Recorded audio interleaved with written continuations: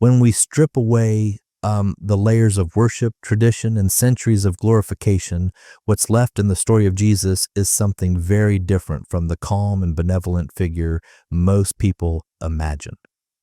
The historical evidence paints a portrait of a man who operated with the same behavioral patterns, social control mechanisms, and manipulative dynamics found in countless cult leaders throughout history. To start, it helps to understand what defines a cult in the first place. Sociologists typically describe a cult as a group centered on devotion to a single charismatic leader who claims exclusive access to truth or salvation, demands loyalty, isolates followers from outside influences, and establishes strict rules that govern their behavior and beliefs. If you compare that definition to the New Testament descriptions of Jesus and his movement, the parallels are striking. Jesus built his following not by reason, debate, or democratic persuasion, but by asserting spiritual authority over every aspect of a person's life. He claimed to be the only path to eternal life. No one comes to the Father except through me, a clear hallmark of exclusivity that all cult leaders use to define insiders versus outsiders. The moment someone declares that all truth and salvation come only through them, they're establishing psychological control, whether they realize it or not. Then there's the way Jesus encouraged followers to sever ties with family and social structures. In the Gospels, he tells a would-be disciple to let the dead bury their own dead, and warns that anyone who loves family more than him is not worthy of him. Those statements are eerily consistent with cult tactics that isolate individuals from traditional support systems, so their only sense of belonging comes from the group itself. When you remove family, community, and independent thought, you make total devotion much easier to sustain. Another common feature of cults is the promise of extraordinary rewards in exchange for absolute faith. In Jesus' case, the reward wasn't material. It was eternal life, divine favor, or entrance into the kingdom of heaven. That kind of promise is psychologically powerful because it cannot be verified or disproven. Followers were told that their doubts were a lack of faith, their suffering was a test, and their obedience was the only path to salvation. It's the same formula that modern cult leaders use.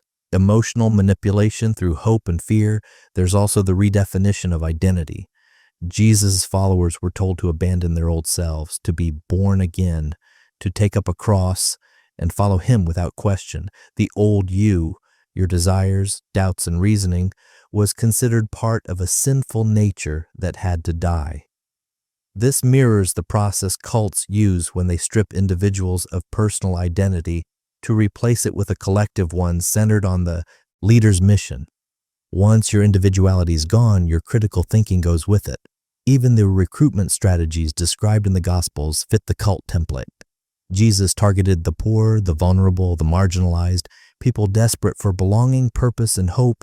Yes, these are the exact demographics most susceptible to charismatic movements. A fisherman or a beggar in first century Judea had little social power. So the promise of divine importance, that the last would be first, offered something intoxicating, the feeling of being chosen. It's easy to see how those early followers could be swept up in it. And they weren't educated theologians or skeptics. They were ordinary people experiencing occupation, poverty, and uncertainty. Along comes a man who claims direct communication with God, performs public displays of healing, and offers the ultimate reward, eternal life, if you just believe and follow him completely. That's the perfect psychological recipe for recruitment and control. The Gospels even describe instances of mind control-like behavior. When people questioned his teachings, Jesus didn't debate with reason. He often spoke in riddles or parables that reinforced dependence on him for interpretation. When followers doubted or feared, he rebuked them for their little faith. That pattern of scolding doubt and rewarding blind obedience creates an environment where questioning becomes shameful and compliance becomes sacred. And notice how dissent was handled. In one passage, Jesus says that anyone who doesn't listen to his followers should be treated as a pagan or tax collector, basically cut off socially. Cults depend on that kind of social pressure. When leaving the group means losing your community and your sense of purpose, most people stay even when they begin to doubt. The early Christian movement after his death only amplified those patterns. The apostles spread his teachings with the same uncompromising tone: believe or be condemned, follow or perish. They too viewed outsiders not as people with different views, but as lost souls or enemies of truth. Over time, that evolved into institutionalized religion, but the roots traced directly back to the personality cult, built around one man's claims of divine authority. When you take away the halo, what remains is a set of psychological tools, exclusivity, fear, devotion, and identity control, all aimed at one outcome: absolute loyalty. There's something deeply revealing about the way Jesus used love as a mechanism of control. On the surface, his message seems compassionate. Love your enemies, forgive those who wrong you, turn the other cheek. But when examined through a psychological lens, that same message functions as a powerful conditioning tool. It trains followers to suppress healthy anger, accept mistreatment, and surrender agency for the sake of spiritual virtue. In cults, that's called emotional suppression, keeping people docile under the illusion of moral superiority. Jesus told people to love him more than their own families, to abandon possessions, and to follow him without question. That isn't love, it's dependency. The more you love the leader, the less you love yourself. The more you surrender to his will, the more he owns your choices. This emotional inversion is classic cult design, making followers believe that obedience equals virtue and disobedience equals sin. Then there's the apocalyptic element. Cults thrive on fear of impending catastrophe because fear keeps followers committed. Jesus repeatedly warned that the world was about to end, that judgment was imminent, that the Son of Man would return in their lifetime.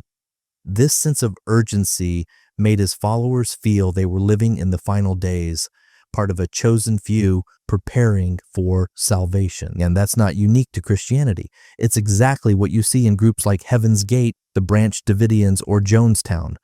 The timeline always shifts when the prophecy fails, but the fear remains, and so does the control. One of the most telling signs of cult dynamics is the all-or-nothing mindset. Jesus divided humanity into two camps: the saved and the damned, the believers and the unbelievers. There's no room for nuance, doubt, or middle ground. This black and white worldview simplifies the world in a way that's emotionally comforting but intellectually dangerous.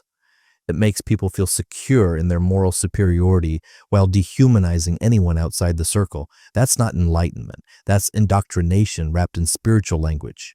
When you read the Gospels closely, you see that Jesus often discouraged independent thought. He praised childlike faith and condemned skepticism. He said, "Blessed are those who have not seen and yet believe." That statement alone undermines critical thinking entirely. It replaces evidence with emotion, replacing the search for truth with the virtue of submission. Every cult leader in history has used the same tactic. Don't question me. Trust me. Even the supposed miracles serve a psychological purpose. They're not just supernatural stories. They're mechanisms of authority. When a leader claims to heal the sick or control nature, it creates awe, and awe suspends skepticism. People stop asking how and start believing why. Whether or not those events ever happened is beside the point. The effect on followers was real. The belief that their leader had divine powers made obedience not just logical, but holy. Then comes the idea of persecution. Jesus repeatedly told his followers they'd be hated for his sake, that they'd be persecuted, and that suffering proved their righteousness. That mindset transforms criticism into validation. If outsiders reject you, it's proof that you're on the right path. This is psychological armor. It makes the group immune to outside evidence or reason.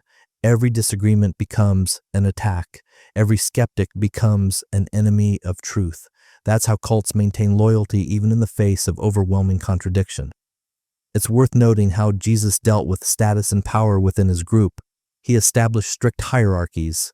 Peter as the rock, the 12 as his inner circle, and the rest as followers. He often spoke privately to his disciples, giving them secrets of the kingdom that others weren't allowed to know.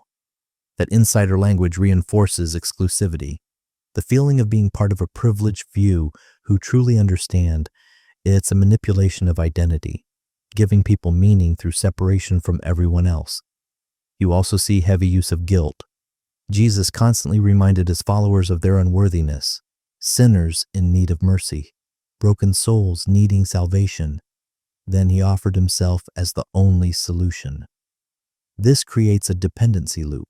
Guilt breeds shame, shame breeds submission, and submission breeds devotion. People who feel inherently flawed will cling to anyone who promises to make them whole. In cults, that cycle never ends. The cure is the same as the disease, and the leader is the only doctor. If you take those elements together, isolation, fear, guilt, exclusivity, and absolute devotion, you don't have a movement of free thinkers, you have a psychologically closed system. The teachings promise freedom, but in practice they demand surrender. The message claims to liberate the soul, but it does so by imprisoning the mind. That's what makes it so effective. The control is disguised as salvation. Even after his death, the cult dynamic didn't dissolve, it intensified. The apostles spread the message with even more urgency, turning belief in Jesus into the single most important choice a person could make.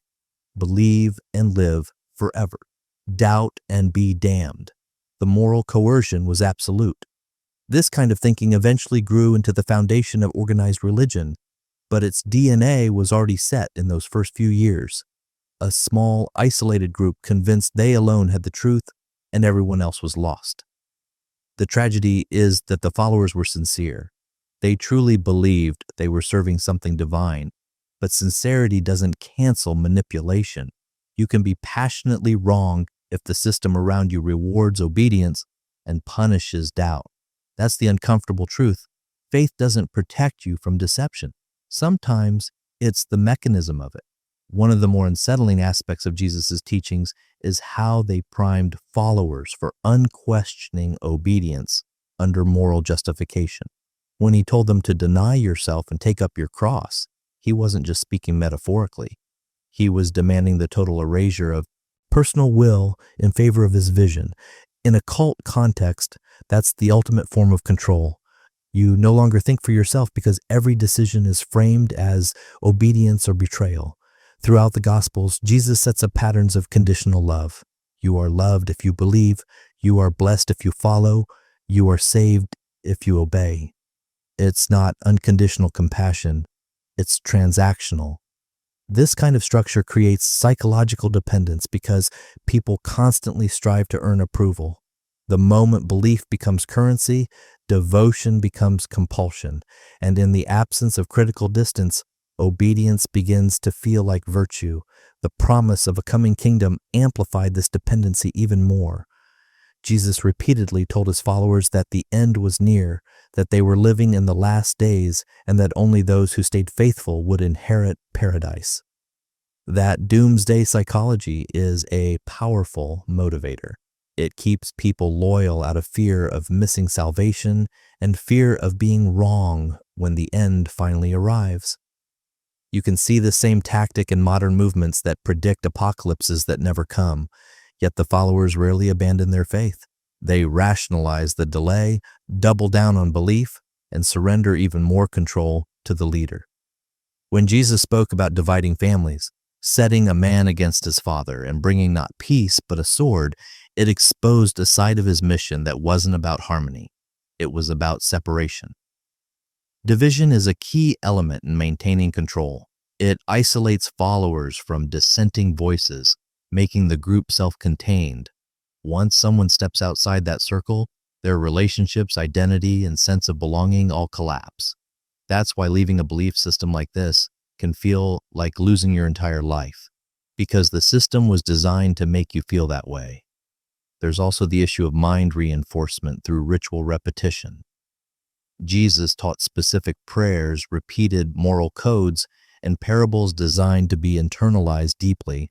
Over time, this repetition reshapes thought patterns. It builds what psychologists call thought-stopping mechanisms.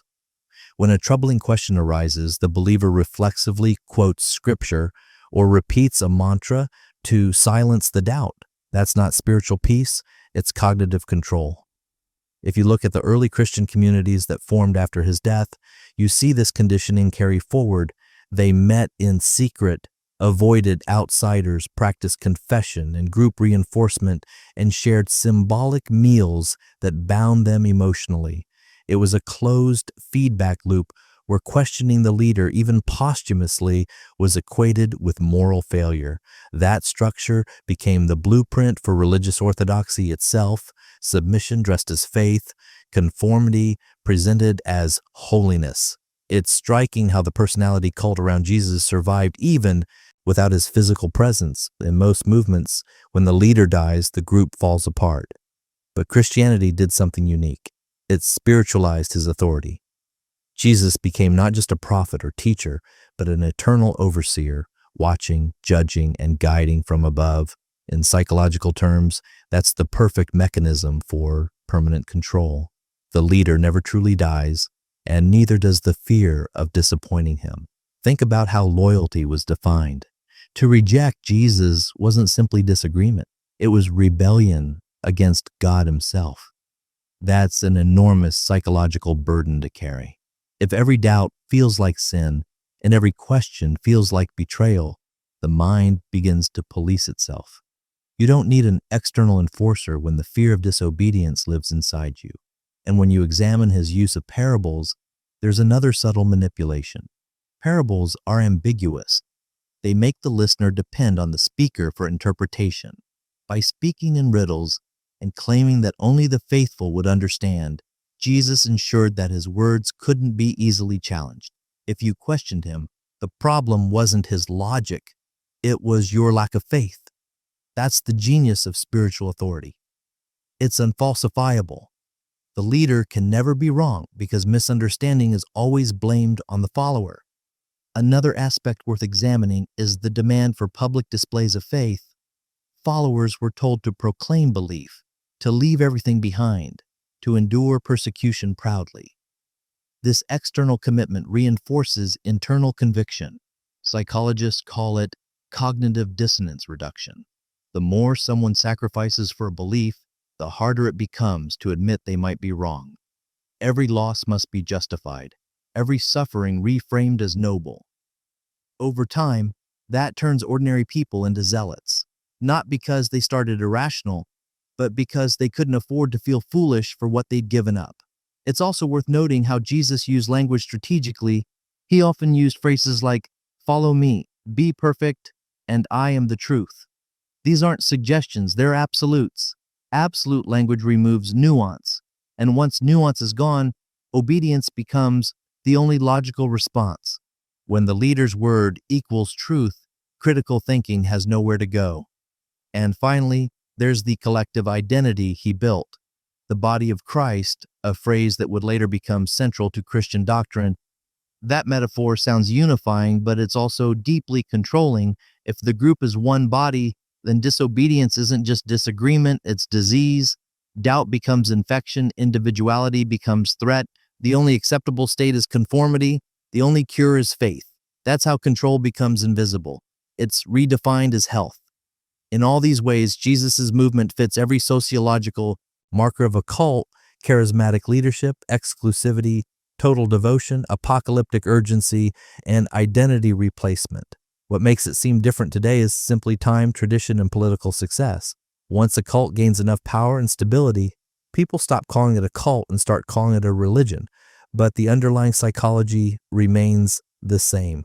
One of the most revealing signs that Jesus' movement functioned like a cult is how completely it rewired the moral compass of its followers. Acts that once seemed rational or compassionate were reframed as sinful if they didn't serve the group's purpose.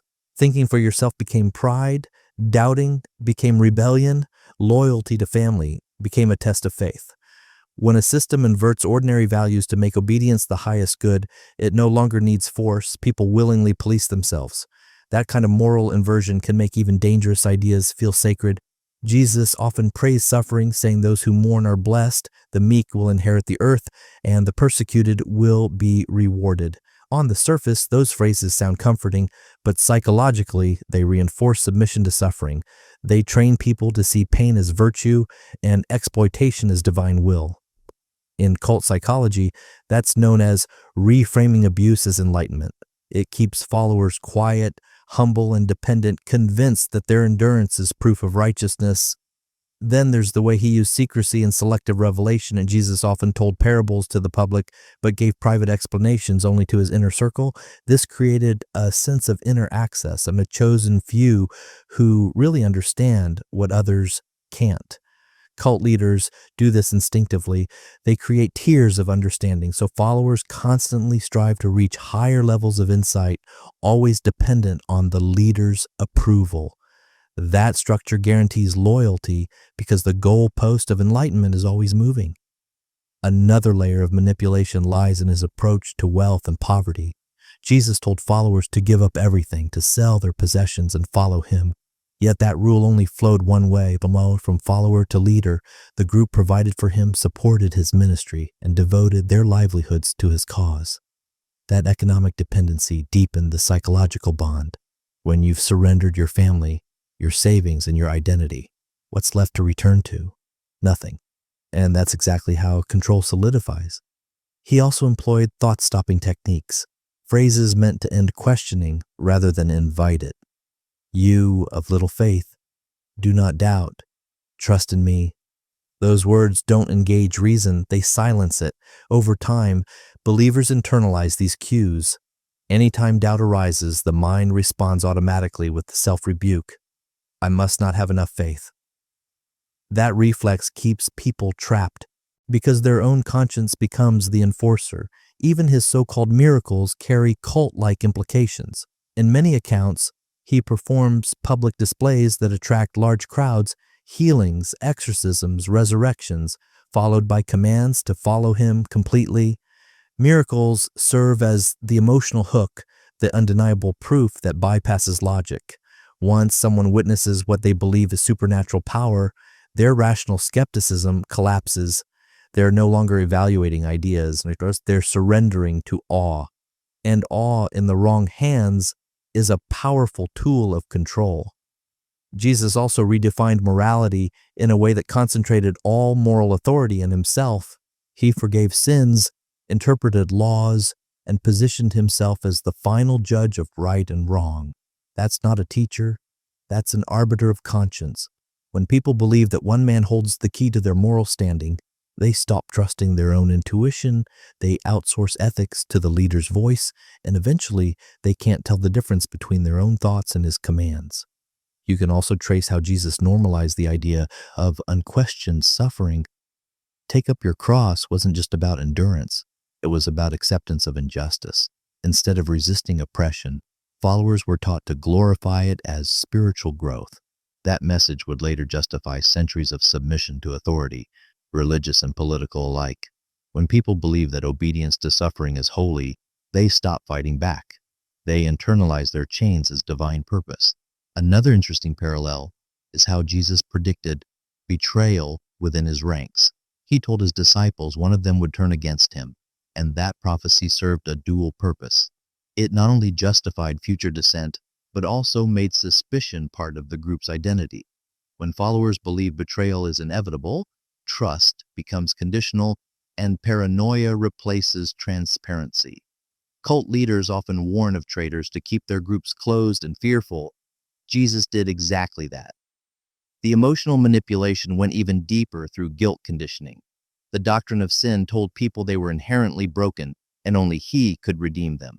That's the perfect setup for dependency. If the cure for your guilt is the same person who made you feel guilty in the first place, you're trapped in an endless loop. You can never truly be free because the path to redemption always leads back to him. Then there's the rhetoric of spiritual warfare, and Jesus constantly framed the world as a battle between light and darkness, God and Satan, good and evil. That dualistic thinking polarizes the mind. Every challenge becomes a moral test. Every critic becomes an enemy of truth. It's a psychological cage. Once you accept the framework, you can't step outside it without feeling like a traitor. The early Christian community inherited that framework and magnified it. They described the world as fallen, the church as the only refuge, and non-believers as deceived by evil forces. That's classic cult isolation, just scaled up to a global level. Once a belief system defines the outside world as dangerous, it doesn't need fences. The fear does the work. It's also worth noticing how Jesus predicted persecution as proof of truth. If the world hates you, remember, it hated me first. That line transforms opposition into validation. Whenever the movement was criticized or rejected, it only strengthened their conviction that they were right. That's the hallmark of a self-sealing ideology. No evidence can disprove it because every challenge becomes confirmation. Like this circular logic, we are right because we are opposed, is how cults survive reality. It makes them immune to falsification. And in that sense, Jesus' teaching style wasn't unique, but it was remarkably effective. He created a worldview that justified itself endlessly, trapping followers in a loop where devotion and doubt could never coexist. And so, the man who preached freedom of the soul built a system that enslaved the mind, not through violence or force, but through belief itself. What makes the story of Jesus so fascinating isn't just what he said, it's how his words have been used to justify control for thousands of years. The structure he built, intentionally or not, became the perfect foundation for an enduring hierarchy, one where questioning was sin, obedience was virtue, and salvation always hung just out of reach. That's the mark of a cult that outlived its founder. If you trace the early Christian texts, you can see how his followers cemented his authority even after his death. They described him not just as a teacher, but as the living Word, the Son of God, the one who will return to judge the living and the dead. That's not just reverence, that's myth-making. Once a leader's authority is projected into eternity, there's no way to escape it. His rules can never be challenged because they're no longer his, they're divine. That's the final evolution of cult leadership, transforming human charisma into unquestionable holiness. The apostles extended his tactics almost perfectly. They used guilt, fear, and exclusivity to expand the movement. Believers were told that their doubts were temptations from Satan, their suffering was a sign of favor, and their obedience was proof of faith. Every psychological hook Jesus used was amplified, institutionalized, and spread across continents. It wasn't just a small group anymore. It was a global ideology built on the same emotional mechanics, and this wasn't an accident. The early leaders realized that the more they centralized power around Jesus' image, the easier it was to control followers.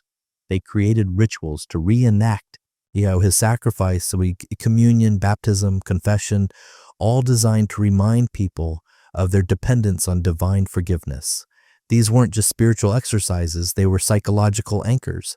When your identity revolves around your unworthiness and your Savior's perfection, you're emotionally bound to the system that promises relief. That's the genius and the tragedy of the Jesus movement. It took human vulnerability and sanctified it. It turned doubt into sin, suffering into virtue, and surrender into enlightenment. Those ideas sound poetic, but they strip people of autonomy. They condition you to feel small and broken, so you'll forever need someone else to make you whole. You can also see the beginnings of information control in the way teachings were preserved. Only certain texts were deemed inspired, and others were labeled heretical. That's how the narrative stayed clean, by erasing dissent. Cults always curate their own history to maintain purity of doctrine. Early Christianity was no different. It just had centuries to canonize its propaganda. Even Jesus' claim to exclusive truth, I am the way, the truth, and the life, functions as the ultimate barrier to independent thought. If one man represents absolute truth, then disagreement isn't just wrong, it's immoral. That idea still shapes billions of minds today, convincing them that morality comes from authority rather than empathy or reason. Another subtle control mechanism is the emotional reward system embedded in faith. Followers were taught that joy, peace, and purpose would come only through submission to Jesus. That creates a powerful, self-fulfilling loop. When you obey, you feel relief, not because the belief is true, but because obedience temporarily silences your cognitive dissonance. You feel peace not because you found truth, but because you've stopped fighting your conditioning. Cults depend on that emotional payoff, the high of certainty, the warmth of belonging, the rush of moral superiority. Christianity mastered that formula long before modern psychology could name it. Every sermon, hymn, and prayer reinforces the same message. You are lost without him, whole with him, and doomed without belief. It's a cycle that keeps itself alive by feeding on guilt and fear, disguised as love and faith. Even the idea of eternal reward and punishment was an ingenious psychological weapon. Promise infinite bliss to those who obey and infinite torment to those who don't. And you'll never need physical coercion. People will discipline themselves. They'll censor their thoughts, suppress their desires, and judge others in the name of righteousness. It's control, disguised as compassion. It's worth noting how the language of love and sacrifice hides this control. Love your enemies, turn the other cheek, bless those who curse. These sound beautiful, but they condition followers to accept injustice and silence in the face of harm. It's moral submission dressed as spiritual virtue. If you train people to believe that their suffering pleases God, you can control them indefinitely. Jesus' death itself became the emotional centerpiece of that control. His crucifixion wasn't just a tragic story, it was weaponized guilt. Followers were told that their sins killed him, and only faith could make it right. That's an unbearable emotional debt, one that can never truly be repaid. The more guilty you feel, the more devoted you become. The more devoted you become, the more guilt you feel for falling short. It's an endless loop of self-blame and redemption that binds people tighter with every confession. Even modern believers repeat the same mantras, I am nothing without him, he died for me, I owe him everything. Those aren't expressions of love, they're confessions of dependency. And dependency is the heart of every cult. The difference between a teacher and a cult leader is that a teacher empowers you to think, while a cult leader convinces you that thinking is dangerous. Jesus' teachings, as recorded, consistently point in the latter direction. He didn't tell people to explore or reason. He told them to believe or be condemned. He demanded faith, not understanding. That's not enlightenment, that's control. And control that deep doesn't fade easily. It's passed from generation to generation, reinforced by culture, ritual, and fear. Over time, what began as a small apocalyptic sect grew into one of the most powerful institutions in history. But at its core, the structure never changed. It still revolves around submission to one man's authority, sanctified and expanded by those who came after him.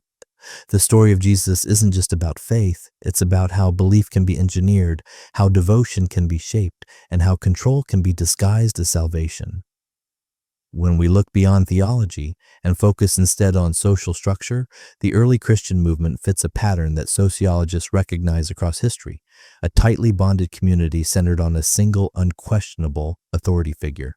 Charisma was the engine, exclusivity was the glue, and expectation of divine transformation was the fuel that kept it running. From a sociological perspective, the Jesus movement grew during a time of instability, Roman occupation, heavy taxation, and spiritual fatigue. In that kind of environment, people naturally gravitate towards certainty and belonging. A charismatic figure who promises purpose and deliverance becomes a psychological anchor.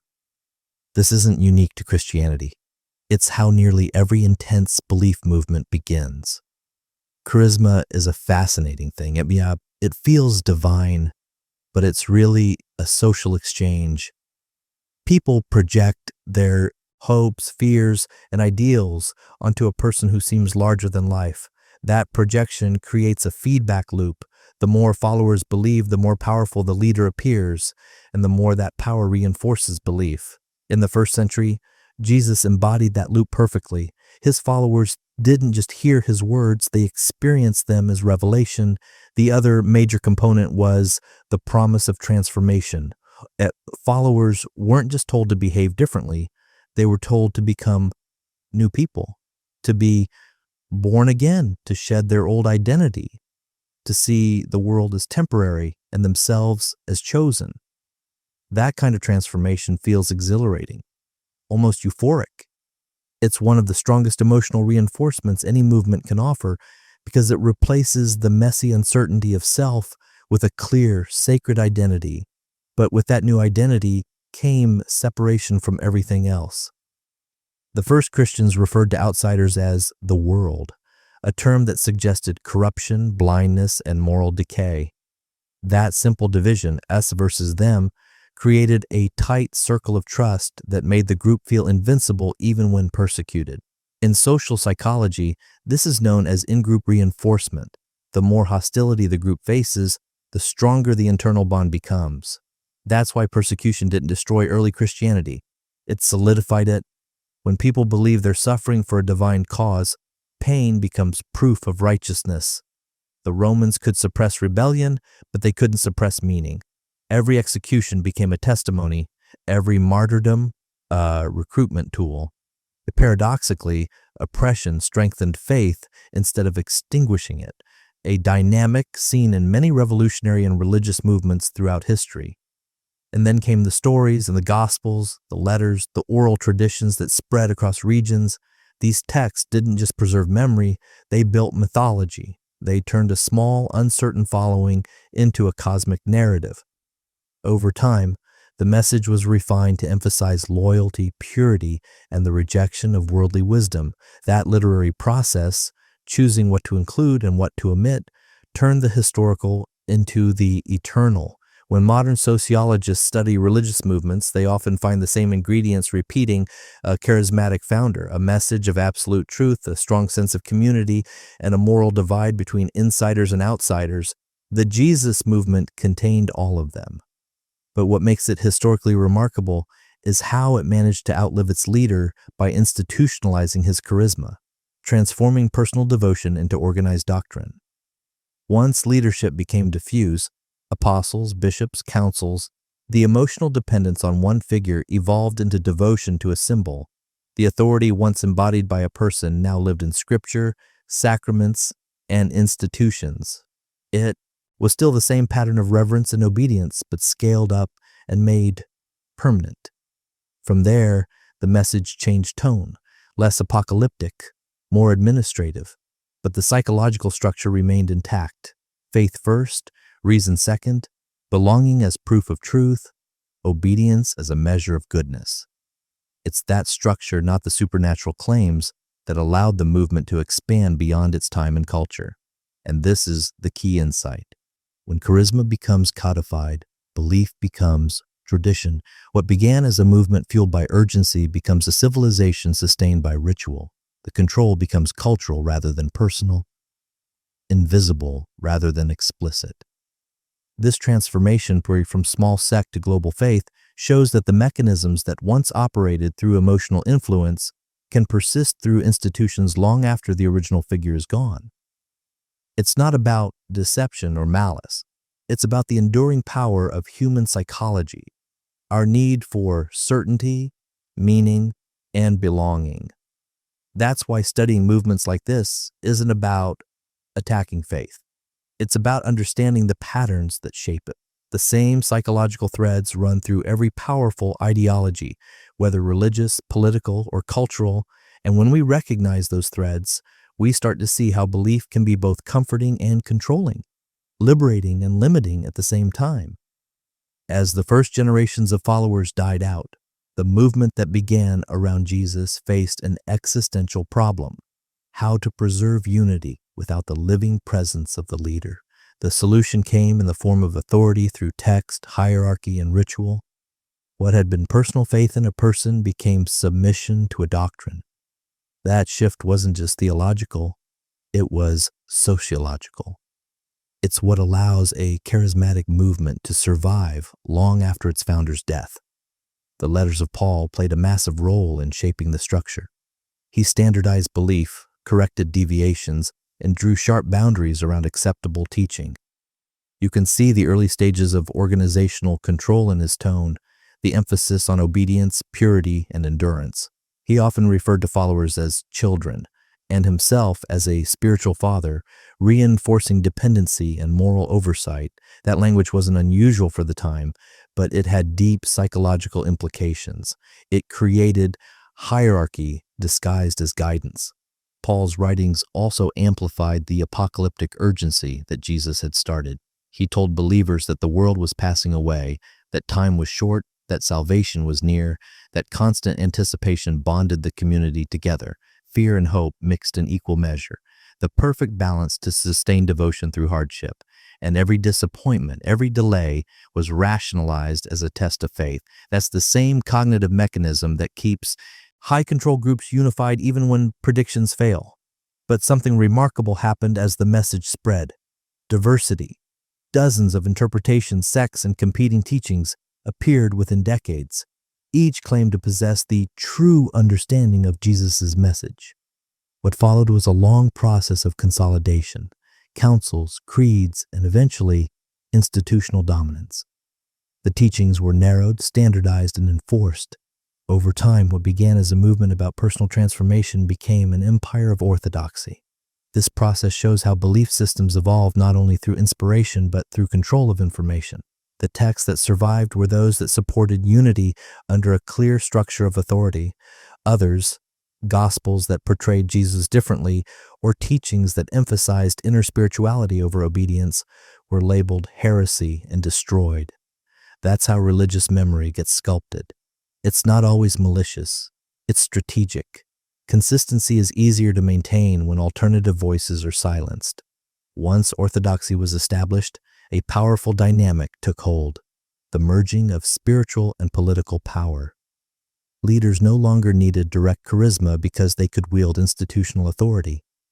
Faith became law, and law became faith.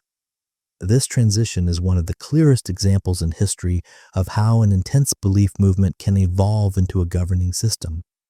The structure remained deeply emotional at its core, but its mechanisms became administrative, hierarchy, confession, obedience, and ritual. Sociologists call this the routinization of charisma. It's the process by which a personal, emotional following becomes a stable institution that manages faith collectively. Max Weber described it over a century ago. Charisma eventually has to be translated into rules if it's going to last. The early church did exactly that. The emotional fervor of discipleship became the moral discipline of citizenship. But what's fascinating is how much of the original psychology survived underneath the structure. The themes of guilt, obedience, unworthiness, and redemption didn't disappear. They were just built into ritual. Confession became a controlled form of guilt relief. Communion became a symbolic reenactment of surrender. Prayer became a daily affirmation of dependency. These practices, repeated over centuries, shaped not just individuals but entire cultures. Even in modern times, the legacy of those dynamics persists. People are still drawn to communities that offer clear answers and moral certainty. They are still willing to trade autonomy for belonging when life feels chaotic. The tools haven't changed, only the packaging has. Whether it's a church, a movement, or an ideology, the psychological formula remains the same. Create identity, define an enemy, promise meaning, and reward loyalty. It's also telling how the movement's language evolved to sanctify obedience. Terms like faithfulness, humility, and submission became central virtues. There's nothing inherently wrong with those words, but in practice, they can become vehicles of control. The highest moral status was no longer reserved for independent thinkers, but for those who conform most completely to the prescribed vision of holiness. Over time, that mindset seeps into culture, shaping how generations understand morality itself. In that way, the story of early Christianity is not just a religious history. It's a human one. It's about how people respond to uncertainty, how they find belonging, and how easily noble ideals can be redirected into systems of control. Every empire, every ideology, every institution that demands absolute loyalty follows the same psychological path. The only difference is the language they use to justify it.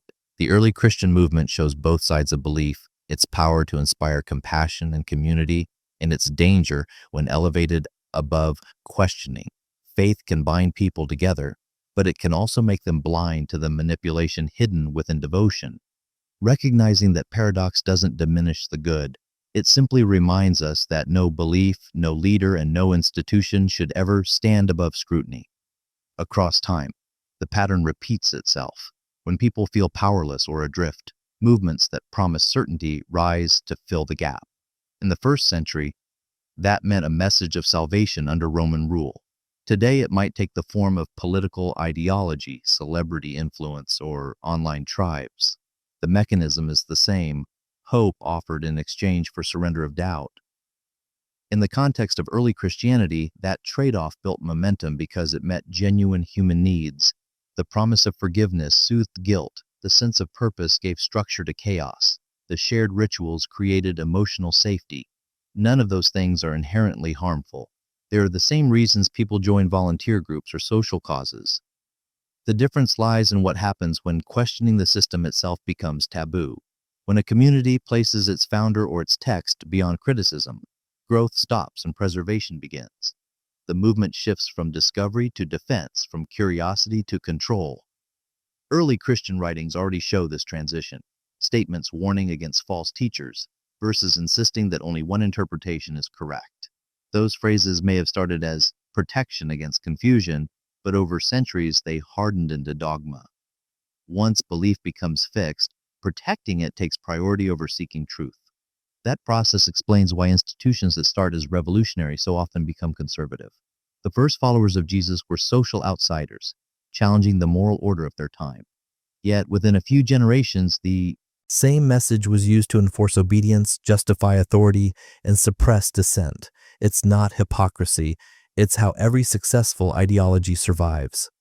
What begins as rebellion must eventually stabilize, and stability always requires control. Psychologists describe this transformation through the lens of cognitive dissonance and group cohesion. When people invest deeply in a worldview, admitting error threatens their identity. To resolve the discomfort, they reinterpret reality so that their belief still makes sense.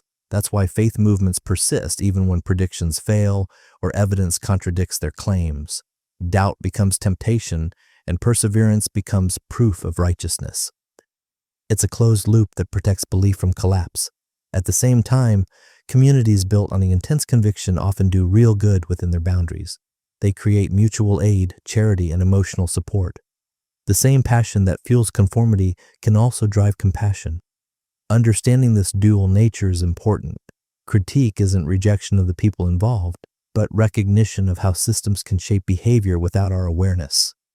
Modern sociology uses early Christianity as a case study in charismatic institutionalization, how a leader's emotional influence can become a stable social structure. Scholars compare it to other historic movements: Buddhism after the Buddha, Islam after Muhammad, even modern ideological parties after their founders die. Each begins with a person who feels larger than life, then codifies that charisma into rules so followers can keep believing together. The danger arises when those rules stop serving human well-being and start serving only the preservation of power. At that point, the belief system ceases to be a tool for meaning and becomes a mechanism of control. The language of love or truth remains, but its purpose shifts from awakening minds to maintaining order. That's the crossroads every faith and ideology eventually reaches. Can it evolve beyond the authority of its founder? Can it allow questions without perceiving them as threats? Can it honor community without demanding conformity? The answers determine whether belief remains a source of wisdom or hardens into orthodoxy. Looking back, the early Christian story teaches both caution and insight. It shows how quickly sincerity can turn into system and how charisma can become law. But it also shows why these ideas endure. They speak to real human longings for forgiveness, belonging, and meaning. The challenge is to meet those needs without surrendering critical thought. That's where genuine freedom begins, not in abandoning belief, but in holding it lightly, examining it, testing it, refusing to let any idea, person, or institution own your conscience completely. Because once belief demands that kind of ownership, it stops being belief and starts being control. And control, no matter how noble its language, always serves itself first. What history shows us, especially through the story of early Christianity, is that belief systems, once institutionalized, tend to outgrow the original intent of their founder. They evolve into something larger, less personal, and often more rigid. The passion that once inspired compassion becomes doctrine, and doctrine becomes power. Yet even that evolution is deeply human. It reflects our need for order, certainty, and belonging in a chaotic world. When those needs aren't met by society, people will always seek them elsewhere. A charismatic figure provides identity, a community of believers provides family, a shared story provides meaning. That's why movements like early Christianity flourished during times of unrest. They offer a clear narrative, good versus evil, saved versus lost, light versus darkness. Simplicity feels safe even when it limits us. In the modern world, we can see the same psychological structures repeating everywhere, from political movements to self-help empires to online influencers with near-religious followings. The personalities and symbols change, but the emotional architecture remains. Certainty replaces complexity, devotion replaces curiosity, and loyalty replaces truth. What's remarkable is how these systems make followers feel empowered while actually deepening their dependence. People are told they've found freedom, yet every decision is framed by what the group expects. They're told they're thinking for themselves, yet the boundaries of acceptable thought are quietly drawn for them. That's the invisible nature of control. It rarely looks like oppression from the inside. In early Christianity, that same structure manifested through the moral language of faith. Today, it might appear through slogans about identity, purity, or awakening. The packaging shifts with culture, but the psychology doesn't. Every generation finds new forms of the same need: to belong, to believe, to feel certain. The antidote isn't cynicism, it's awareness. Recognizing these dynamics doesn't require rejecting all faith or meaning. It simply means refusing to outsource your thinking to any system that discourages doubt. Doubt is not the enemy of conviction. It's the safeguard against manipulation. A worldview that cannot withstand scrutiny isn't sacred, it's fragile. That's what makes critical thinking a moral act. It's the courage to test your own assumptions, to ask why you believe what you believe, and to see if it still aligns with truth rather than habit. That process doesn't destroy meaning, it refines it. It turns blind faith into conscious conviction. When we look back at how movements like early Christianity grew, we're really studying ourselves, our psychology, our vulnerabilities, and our capacity for both devotion and delusion. It's a mirror reflecting how easily noble ideals can become instruments of control when left unexamined. But awareness changes everything. Once you see how belief operates, how it comforts and constrains, you begin to reclaim agency. You can participate in community without surrendering individuality. You can appreciate spiritual or philosophical wisdom without accepting every claim uncritically. You can honor tradition without becoming bound by it. History isn't warning us to abandon belief. It's reminding us to stay awake within it, to hold our convictions with humility, our communities with compassion, and our minds with autonomy. Because the moment we stop questioning, we stop growing. And when we stop growing, any movement, no matter how noble, can turn into something that serves itself more than the truth it once sought to reveal. Looking at belief through this lens doesn't have to feel cynical. It can feel clarifying. Every movement that has shaped human history, spiritual, political, cultural, has started with an idea that felt liberating to someone who needed hope, but liberation without self-awareness easily hardens into control. That's why the most powerful safeguard against manipulation is understanding how it happens in the first place. Early Christianity provides a vivid case study because it combined nearly every force that still moves people today: charismatic leadership, community belonging, a sense of cosmic purpose, moral clarity, and emotional reward. Those forces can uplift or exploit depending on how they're used. When they empower individuals to think, they create progress. When they demand submission, they create hierarchy. The structure itself is neutral. It's the human intention behind it that determines the outcome. What began as a small movement of seekers eventually became one of the most influential institutions in human history.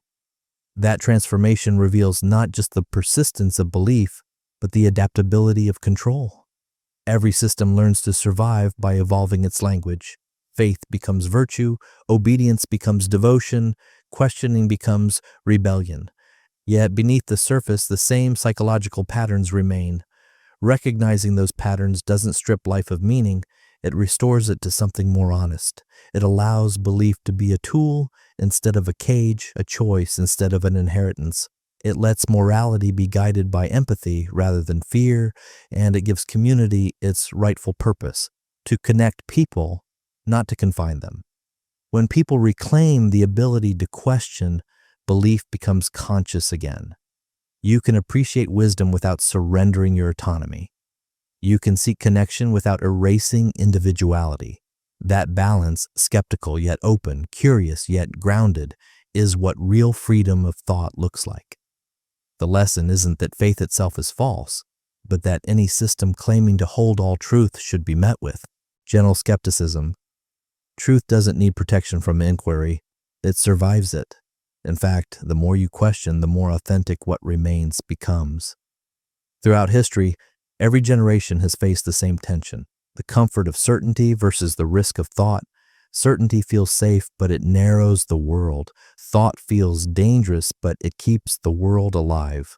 The moment you stop asking questions, you stop evolving, and that's when power begins to shape belief for its own ends. So whether the authority comes from a pulpit, a government, a movement, or a screen, the principle stays the same. Follow ideas, not idols. Respect conviction, but demand reason. And never let any promise of absolute truth silence the voice that asks, is this really true? Because that small, persistent voice, the one that doubts, examines, and reflects, isn't a threat to meaning. It's the foundation of it.